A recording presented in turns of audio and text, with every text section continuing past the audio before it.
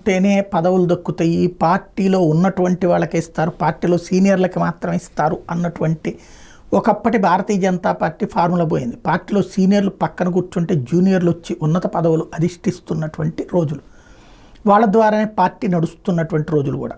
ఇందులో భాగంగా ఇప్పుడు తెలంగాణకి సంబంధించినటువంటి కృష్ణయ్యకి ఆంధ్రప్రదేశ్లో వైఎస్ఆర్ కాంగ్రెస్ పార్టీ రాజ్యసభ సభ్యత్వం ఇస్తే ఆయన చేత రాజీనామా చేయించినటువంటి భారతీయ జనతా పార్టీ ఇప్పుడు తెలుగుదేశంతో మాట్లాడి ఆంధ్రప్రదేశ్లో ఈ 3 సీట్లకి సంబంధించి జరుగుతున్న దాంట్లో తమ తరపున కృష్ణయ్యకి అక్కడ కన్ఫర్మ్ చేసి ఇప్పుడు ఆ కృష్ణయ్య నామినేషన్ వేయాలి ఇది రాజ్యసభకి. అయితే ముందు అసలు భారతీయ జనతా పార్టీలో సభ్యత్వమే లేదు.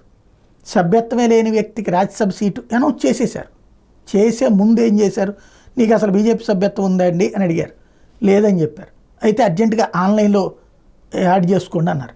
ఆన్లైన్లో కృష్ణయ్య బీజేపీ మెంబర్షిప్కి డబ్బులు కట్టగానే ఆ తర్వాతన ఆయనకి మెంబర్షిప్ ఓకే చేసి ఆ తర్వాత సీట్ కేటాయింపు. అంటే ఇక్కడ ఇద్దరు అటు భారతీయ జనతా పార్టీ రూల్స్ పాటించినట్టు, ఇటు కృష్ణయ్య రూల్స్ పాటించినట్టు. కానీ ఇట్లాగా చేర్చుకుని వెంటనే రాజ్యసభ అన్నటువంటిదే ఇక్కడ కీ పాయింట్.